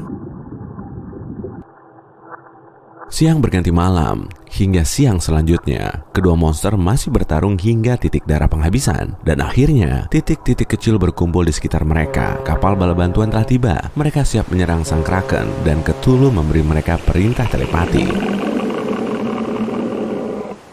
Tapi sang Kraken masih punya satu kartu as. Selama ini, dia menenggelamkan kapal bukan sekedar untuk mengisi waktu. Dia kerap menyelamatkan ribuan makhluk laut yang terperangkap jaring ikan. Dan sekarang, mereka dan keturunan mereka dari seluruh lautan datang untuk membantu sang Kraken. Gurita besar, paus biru, hiu putih besar, belut listrik, semuanya menyerang kapal-kapal musuh. Paus menyundul kapal selam, dan Belut mematikan mesin kendaraan dengan aliran listrik mereka. Tiba-tiba sang Kraken menyelam ke bawah air. Apakah dia menyerang atau ketakutan? Tentu tidak. Cthulhu menatap ke laut dan menunggu serangan sang cumi-cumi. Kraken berenang di bawah manusia dan makhluk laut yang bertarung. Dia mulai memutar tentakelnya, menciptakan pusaran air raksasa. Kapal-kapal itu kini kandas dan Cthulhu hanya bisa mengandalkan dirinya sendiri. Kraken adalah makhluk yang kuat, tapi bagaimanapun juga, dia cuma sekedar hewan. Sementara Cthulhu super cerdas, namun keji. Dia tahu Kraken adalah monster laut dan bisa kalah dengan mudah di daratan. Raungan Cthulhu mengunjang langit, petir menghantam lautan, airnya mendidih. Kota kuno Relayah pun terangkat dari dasar laut. Kraken tidak bisa melarikan diri di sini. Dia butuh air. Sang cumi-cumi berjuang melawan sang Cthulhu dengan kekuatan terakhirnya. Tapi tanpa air, ajalnya sudah di depan mata. Sang Cthulhu menang. Kini, setelah dibangunkan, dia akan menghancurkan seluruh dunia seperti ramalan tentangnya. Tapi pertarungan itu tak mungkin luput dari perhatian dunia. Berkat data satelit, dunia sudah tahu apa yang sedang terjadi. Dan sebuah rencana telah dibuat untuk menaklukkan sang monster kuno andaikan dia menang. Jet tempur memasuki medan pertarungan dan menyerang Cthulhu. Monster itu mengangkat tangannya ke langit. Awan berkumpul di sekitarnya. Kilat berkilau di awan, menghilangkan listrik dalam radius ratusan kilometer, termasuk perangkat elektronik di dalam pesawat jet. Mereka jatuh ke air. Tidak ada cara untuk mengalahkan sang monster legendaris. Tapi apa itu? Ratusan satelit tiba-tiba berjatuhan dari langit. Cthulhu tidak tahu bahwa Point Nemo adalah tempat pembuangan sampah antariksa. Karena ini adalah titik terjauh dari bumi. Menjatuhkan satelit mati ke sini aman bagi umat manusia. Saat ini, ratusan satelit jatuh menghantam kota kuno dan membombardir sang monster. Goyah akibat serangan mendadak ini, Cthulhu mundur ke bawah air bersama kotanya. Saat itu, dia memutuskan untuk kembali tidur ribuan tahun lagi dan menunggu momen yang tepat untuk menghancurkan dunia. Kemampuan pengendalian pikiran Cthulhu membuat semua saksi pertempuran melupakan apa yang mereka lihat. Umat manusia sekali lagi melupakan bahaya yang tertidur di dalam kedalaman laut. Cthulhu tidak ingin manusia siap menghadapi kebangkitannya. Jika kamu memasukkan koordinat daerah ini ke GPS, kamu bisa melihat di mana Point Nemo berada. Pada tahun 1997, para ahli ilmu kelautan merekam suara misterius dari kedalaman laut. Suara ini dinamai bloop dan dapat dengan mudah ditemukan di internet. Peristiwa ini membuat banyak orang meyakini akan keberadaan Cthulhu. Tapi kepanikan yang terjadi tidak berlangsung lama. Ternyata, bloop hanyalah suara gletser yang terbelah. Atau mungkin sang Cthulhu yang membuat orang-orang berpikir demikian? Siapa yang tahu?